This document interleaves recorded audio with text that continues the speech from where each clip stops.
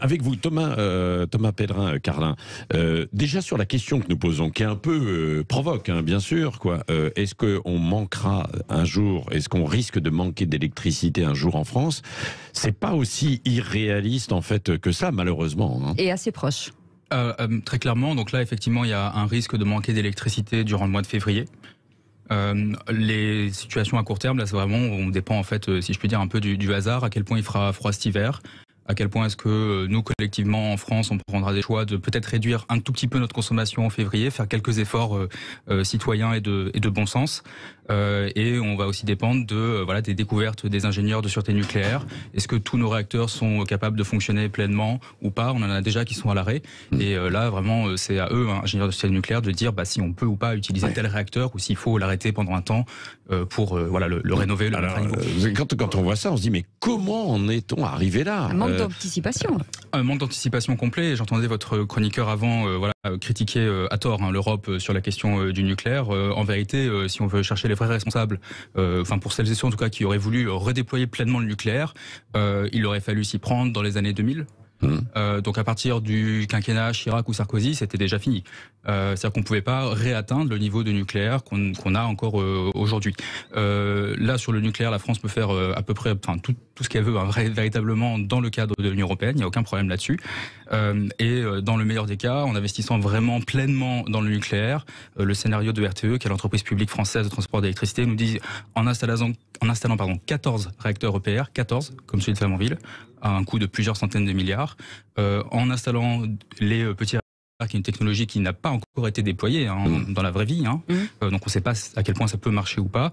Même dans ce meilleur des cas-là, on aura maximum 50% de notre électricité en France qui viendra du nucléaire en 2050, sachant qu'aujourd'hui, on est autour de 70-75. Donc même dans le scénario le plus pro-nucléaire, on aura quand même besoin d'autres sources d'énergie que le nucléaire. Et donc comment est-ce qu'on en est arrivé là? Pour le dire un peu rapidement, d'abord, on gaspille beaucoup l'énergie. Deuxièmement, on a des bâtiments... Quand vous dites gaspiller, c'est-à-dire qu'individuellement, on le fait pourquoi on gaspille? Comment on gaspille? C'est quoi les gestes qui gaspillent aujourd'hui? Alors, il y a des choses de gaspillage effectivement individuel, mais le principal gaspillage, il est collectif. Si on prend peut-être une chose qui est un peu anecdotique, mais qu'on voit tous les jours, si vous vous baladez dans les rues des villes la nuit, vous voyez des magasins allumés. Ouais. Voilà. Donc ça c'est un peu la base, le tout premier truc à faire. On appelle la pollution lumineuse, en tout cas en plus. Voilà, pollution lumineuse, mais qui du coup demande de l'électricité. À un moment où on a des risques de coupure d'électricité, ce serait bien que ces magasins-là éteignent la lumière. Les magasins et les villes, alors aussi l'éclairage public peut-être, non? Ou le revoir, non? Oui, tout à fait. Parce que ça doit consommer quand même énormément. Ça consomme de manière significative. Alors c'est pas ça vraiment la grande part de consommation, mais je prends ça en termes de symbole, c'est-à-dire que même ce petit truc-là, on ne le fait pas collectivement. Il y a heureusement des villes, notamment dans les montagnes, les villes dans les Pyrénées, dans les Alpes, qui ont éteint les lumières, mais ça c'est pour allumer les étoiles, c'est un autre autre chose. C'est plus poétique aussi. C'est ça. Ouais. Voilà. Donc il y a le gaspillage, il y a le fait que nos bâtiments sont extrêmement mal isolés. Il y a le fait ensuite que les entreprises sont ouvertes à allumer toutes les nuits aussi, c'est pareil. Il n'y a pas que les magasins. Ah oui, il n'y a pas que les magasins. Regardez, les grandes entreprises, les immeubles sont allumés partout. Ou même le bureau où je travaille pour tout vous dire. Ah bon, d'accord. Voilà. Ça c'est réglé. Par ailleurs, par le passé, on n'a pas déployé assez d'énergie renouvelable. On n'a pas assez utilisé l'énergie du vent, l'énergie du soleil, l'énergie des vagues, l'énergie du bois pour nous chauffer, pour produire de l'électricité, etc. Par ailleurs, là, cet hiver, en janvier, là, on a un problème particulier avec les Russes, comme vous le savez. Les Russes fournissent 2 fois moins de gaz à nous, Européens, au mois de janvier 2022 qu'ils ne le faisaient l'année dernière. On s'imagine pourquoi. Pourquoi qu'on explique, oui. C'est clairement un moyen de pression. C'est-à-dire que jusqu'en septembre-octobre, les Russes disaient non, mais on a des problèmes sur tel gazoduc en Russie, etc.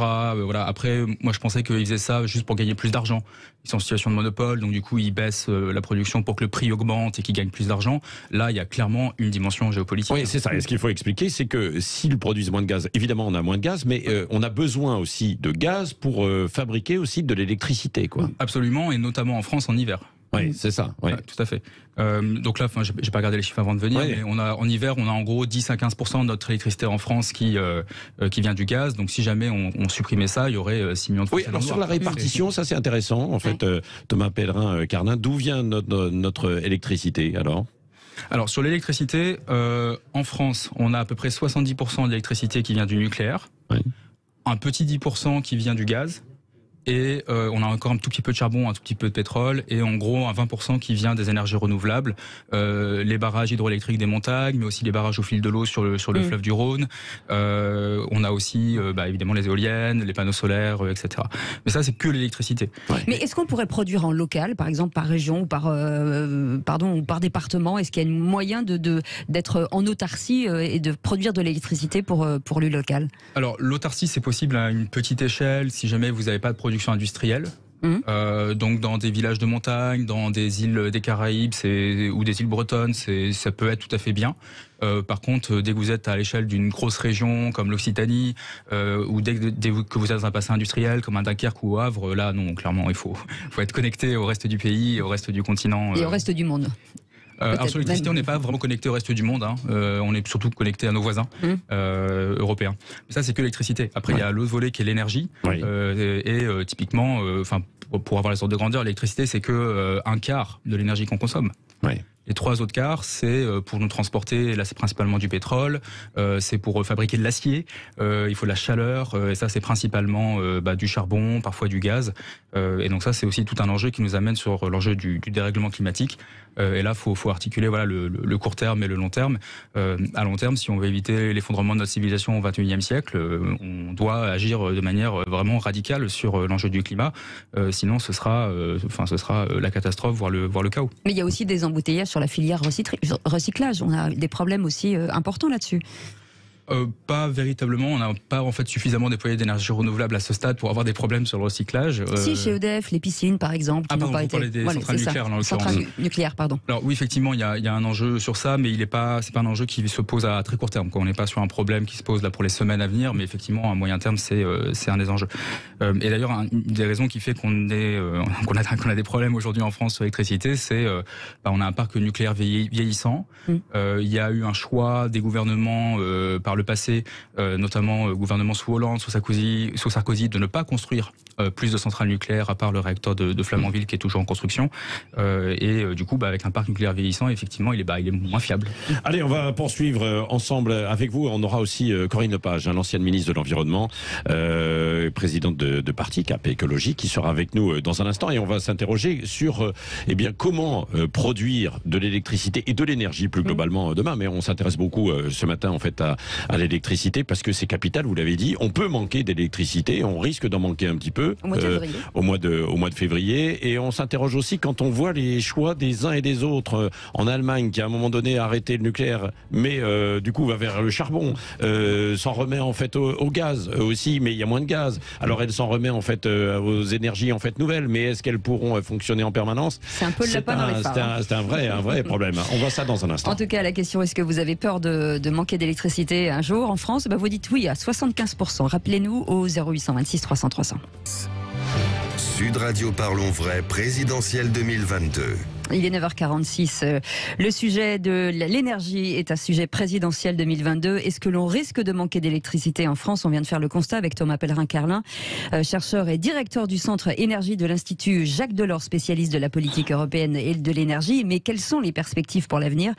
Et on accueille ce matin Corinne Lepage, ancienne ministre de l'Environnement, avocate et présidente du parti Cap Écologie. Bien sûr, vous pouvez réagir au 0826 300 300. Bonjour Corinne Lepage. Bonjour. Bonjour, merci. Je suis présidente de Cap 21, pas de Cap Écologie. Oui. Cap 21, d'accord. Juste d'un mot, Corinne Lepage, avec vous et avec Thomas Pellerin-Carlin, on a fait le constat de notre situation en fait aujourd'hui, avec les risques peut-être, on peut manquer d'électricité dès le mois de février, et puis à plus long terme, surtout il y a un certain nombre d'interrogations avec toutes ces tensions. Donc on cherche en fait des solutions. Où sont-elles? Elles ne sont pas si simples en fait à trouver, non, Corinne Lepage? Vous qui travaillez aussi sur le sujet depuis une vingtaine d'années. Oui, même un peu plus, plutôt 40 que bien. Je suis assez d'accord avec tout ce qui a été dit précédemment, avec peut-être 2 petits points. Notre production nucléaire dans le bouquet électrique actuel est très inférieure à 70%. On vient de 75, mais on est très inférieur à 70. Cette année, on va produire à peu près ce qu'on produisait en 1990. Vous voyez, pour vous donner une idée. Bon. Pourquoi? Ça donne quoi? Ça donne quoi pour qu'on se rende compte, pardon? En 67, je parle sous okay. le contrôle de mon collègue à l'antenne, 67, 68, enfin quelque chose comme ça. Mais on a beaucoup réduit parce que effectivement, on a un certain nombre de réacteurs à l'arrêt parce qu'on a constaté des fissures sur ces réacteurs et par conséquent, ils ont été mis à l'arrêt, bien entendu. Et je renvoie à l'interview très intéressante qu'a faite le président de l'autorité de sûreté nucléaire dans le journal Le Monde d'avant-hier soir, où il explique tous les problèmes. Premièrement, on n'a pas de marge de manœuvre. Pourquoi on n'a pas de marge de manœuvre? Parce que le mythe, on développe en même temps le nucléaire et le renouvelable est un mythe. On a mis l'accent sur le nucléaire, on a bloqué le renouvelable, ce qui fait que la France est très en retard. Nous devions être à 23% d'énergie renouvelable en 2020. Nous étions à 19%. Et aujourd'hui, tout le monde, y compris la CRE, qui est l'organisme de régulation de l'énergie, demande à ce qu'on mette l'accélérateur massivement sur le renouvelable. Donc, on n'a pas assez de renouvelables. Première observation. Deuxièmement, effectivement, on a un nucléaire vieillissant et les investissements sur le nucléaire, parce qu'on a une société nationale qui est extrêmement endettée, de l'ordre de 42 milliards de dettes, se font au compte EDF, bien sûr. De manière EDF. Ouais. Se fait de manière extrêmement modeste. Et l'inquiétude du président de l'ASN, il le dit très clairement, il dit si vous voulez choisir entre la sécurité et l'approvisionnement, moi je vous dis tout de suite que je donne la priorité à la sécurité, je veux pas d'accident nucléaire. Ouais. Il ne le dit pas sous cette forme-là, mais globalement c'est ça et on peut comprendre quand même. Ouais, voilà. Donc nous sommes confrontés à cette double difficulté de réacteurs vieillissants dont d'autres peuvent être mis à l'arrêt pour les mêmes raisons, parce que c'est des difficultés systémiques, c'est-à-dire qu'on retrouve surtout les tranches de réacteurs construites à un moment donné du temps, et le retard dans le renouvelable. Restent les nouveaux réacteurs nucléaires. Donc deux catégories, les EPR. Bon, on voit les difficultés auxquelles on est confronté avec Flamanville, astronomiques, les retards, et s'ajoute au problème le fait que le seul réacteur qui avait démarré, qui est en Chine, est aujourd'hui à l'arrêt, parce que, je me réfère toujours au président de l'ASN, il dit très clairement qu'il y a des difficultés sur la cuve et que celles-ci doivent être levées parce qu'il pourrait y avoir les mêmes sur la cuve de Flamanville. Voilà. Donc on a un problème EPR. Quant aux petits réacteurs, je suis tout à fait d'accord avec ce qui a été dit, c'est très aléatoire et c'est pour 2035-2040. Donc on fait quoi en attendant? Alors Corinne Page, parce que bon, on a une liaison avec vous par Zoom qui est bonne, mais évidemment c'est moins confortable à l'écoute que en studio. Mais non. Juste Thomas Pellerin-Carlin, par rapport à ce que disait en fait à l'instant Corinne Page, où il disait on a le nucléaire et grosso modo sur l'électricité, on a le nucléaire et puis nos énergies en fait renouvelables. On a bloqué un peu le développement en fait du renouvelable. On n'est pas assez haut. Est-ce que vraiment ça nous sauverait? Alors oui, ça ferait clairement une grande différence, mais là-dessus, si vous voulez, il n'y a pas de fatalité. C'était un choix politique des gouvernements précédents de mettre des bâtons dans les roues du développement des renouvelables. Aujourd'hui, on peut faire un choix politique complètement différent. Vraiment là-dessus, on peut faire ce qu'on veut, on a vraiment notre destin entre nos mains. On peut en France construire entre 0 et 14 EPR d'ici à 2050. 0 si on choisit de ne pas en construire, et 14 si on choisit vraiment de mettre le paquet. Et vous pouvez mettre le gradient où vous voulez, vous pouvez le mettre à 6, à 8, à 10, à 2, 1 ou à 2, enfin vraiment ce que vous voulez. Dans tous les cas, quoi que vous fassiez, vous devez installer énormément de renouvelables, lutter contre le gaspillage et faire énormément d'efficacité énergétique. Juste sur le renouvelable, pour donner un chiffre, si jamais vous voulez construire 0 EPR, donc 0 réacteur nucléaire, vous devez produire environ, on va dire, 500 à 600 TWh de renouvelables. Si jamais vous mettez le paquet sur le nucléaire, vous devez quand même en produire 300 en plus. Donc le développement du renouvelable, c'est vraiment essentiel pour l'avenir du pays. Et si on choisit le nucléaire, il faut qu'on développe beaucoup de renouvelables. Et si on choisit de sortir du nucléaire, quel renouvelable a le plus d'avenir? Est-ce qu'il y a une solution technologique plus qu'une autre, quoi? Là, il faut vraiment regarder ça dans la diversité. Si vous voulez, c'est un peu, je sais pas, pour prendre cette métaphore. Non, mais entre d'un côté les panneaux solaires, les éoliennes. Non, mais par exemple, les panneaux solaires sur les maisons. À un moment donné, on a voulu en fait lancer ça. Bon, c'est une très bonne idée pour certains. Et puis en fait, quand vous faisiez venir des installateurs chez vous, ils vous disaient non, vous ne pourrez pas, vous en aurez pas suffisamment de soleil, ça servira pas à grand chose. Donc il faut être il faut être sérieux en fait aussi sur le sujet. C'est-à-dire il y a des endroits où vous pouvez le faire, et puis il y a des endroits où c'est beaucoup plus difficile à faire, quoi. Oui, bien sûr. Enfin, comme tout projet, fondamentalement. Bien sûr. Faut le faire intelligemment. Mais si vous voulez, enfin, là-dessus, notre avenir pour le renouvelable, c'est un peu, je sais pas moi, c'est comme si vous voulez faire une ratatouille. Pour faire une bonne ratatouille, il faut plein de légumes différents. Plein de légumes. Voilà, vous n'allez pas faire une ratatouille avec de la tomate. Voilà, donc c'est pareil. Donc c'est pareil sur les renouvelables. L'énergie solaire qui produit de l'électricité, c'est fondamental, c'est important. C'est pas forcément disponible partout, mais je sais pas, ma sœur vit en Guyane. J'ai des amis qui vont en Martinique, à la Réunion. Là, c'est particulièrement intéressant. Bien sûr. Voilà, mais à Beauvais, c'est un peu plus compliqué. Ça marche bien. Même chez moi en Normandie, ça marche bien. Après, il y a aussi les chauffe-eau solaires. Donc, utiliser l'énergie solaire pour produire de la chaleur. Ça, c'est vraiment fondamental pour qu'on puisse se chauffer. Il y a plein de gens, notamment dans le sud de la France, qui chauffent leur eau comme ça, et c'est vachement important. Ça, c'est bien. L'habitat aussi, les matériaux utilisés dans l'habitat qui peuvent aussi chauffer les appartements et les immeubles. Alors, effectivement. On peut avoir des habitants passifs. Tout à fait. On peut avoir de l'habitat passif. Voire à énergie positive. Maintenant, on est capable de faire ça. Et si je puis ajouter un mot, moi personnellement, je crois beaucoup à l'autoconsommation collective. J'ai entendu tout à l'heure, monsieur, que vous étiez un peu réticent sur l'énergie décentralisée. Quand on regarde les modèles étrangers, c'est quand même comme ça, notamment que l'Allemagne a développé massivement le solaire.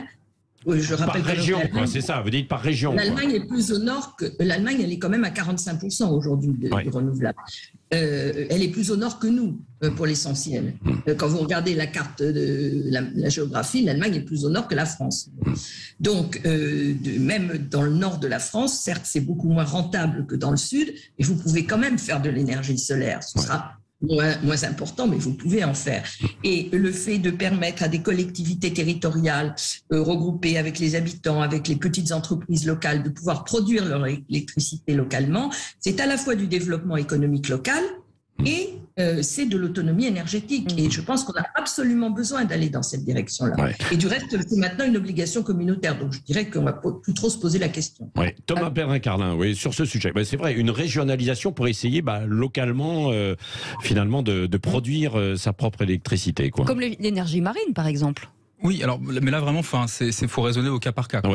C'est-à-dire que vous avez à avoir, je sais pas, le département de l'Ariège, par exemple, en France, pourrait tout à fait faire ça et être autonome. Ils ont déjà des montagnes, de l'hydroélectricité. Ils ont de l'hydro. Ils ont du soleil. Ils peuvent développer de l'éolienne s'ils le souhaitent. Pour l'instant, à ma connaissance, il n'y a aucune éolienne en Ariège. Voilà, mais ça pourrait changer si les habitants le veulent. Donc là, oui. Par contre, l'idée qu'on va produire suffisamment d'énergie renouvelable pour la ville de Dunkerque et l'usine d'aluminium qui est à côté, là, non, pas localement. On peut le faire. On peut faire ça avec 100% renouvelable, techniquement c'est possible, mais il faut des parcs éoliens en mer, à 50 km, à 100 km. Oui, mais ça soulage quand même, ça peut soulager quand même. Oui, bien sûr, c'est utile. Alors, c'est pas la panacée. Tous les deux, on a cité en fait l'Allemagne tout à l'heure. Est-ce qu'il y a quelque chose à prendre de bon en fait en Allemagne, quoi? Oui, absolument. Et c'est vraiment un cas important parce que il y a beaucoup de caricatures du lobby pro-nucléaire en France sur la situation allemande. Les Allemands, ils ont choisi souverainement de sortir du nucléaire en 2000. Il y a 22 ans. Ils ont fait le choix il y a 22 ans, pas après Fukushima. Ils ont fait le choix il y a 22 ans. Ils sont en train de réussir à sortir du nucléaire. Et ils le font par le déploiement des renouvelables, un peu le solaire que rappelait Corinne Lepage, et beaucoup l'éolien. L'éolien, surtout. Et notamment en mer du Nord. En mer du Nord, oui, c'est ça. Et ils le font aussi par l'énergie citoyenne. Il y a beaucoup de fermiers qui possèdent des panneaux solaires, il y a beaucoup de communautés locales au nord de l'Allemagne qui possèdent des éoliennes, etc. Tout en sortant du nucléaire, ils ont divisé par 2 la consommation de charbon. Et le gaz a très légèrement progressé, passant de 10 à 15%. Mais en gros, la consommation de gaz pour produire l'électricité en France et en Allemagne, c'est quasiment pareil aujourd'hui. Donc, de ce point de vue-là, on peut apprendre quelque chose. Je dis pas qu'il faut faire ce qu'ont fait les Allemands. Il faut que nous, Français, on fasse ce qui soit bon pour la France. Il y a cette dernière partie, ces 60% qui restent, effectivement, et qui sont issus du charbon, pour l'instant, et de ce que vous avez dit, et du gaz. 25% de charbon, 25% de charbon. Non, mais c'est ça. Non, mais ce que je veux dire, c'est que le gaz, en fait, et le charbon, grosso modo, si vous additionnez, on est à plus de 50%, à peu près. Donc, là-bas. Donc si vous n'en avez plus, est-ce que demain vous pouvez réussir à vous en passer? Alors si demain c'est demain, samedi non.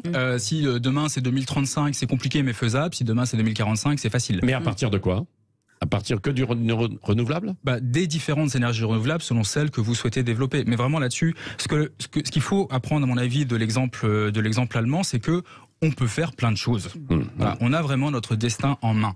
Après, la question, c'est comment est-ce que nous, Français, on développe la voie française dans la transition énergétique, qui sera forcément différente des Allemands, parce que les Français ne sont pas des Allemands. Et inscrire le gaspillage énergétique dans les politiques publiques, Tout à par fait. exemple. Tout à fait. Voilà. Merci à tous les deux d'avoir participé en fait à cette émission. On a essayé de vous donner en fait quelques clés pour comprendre et puis ensuite pour choisir aussi dans les programmes politiques par la suite présidentielle 2022, la vérité en face.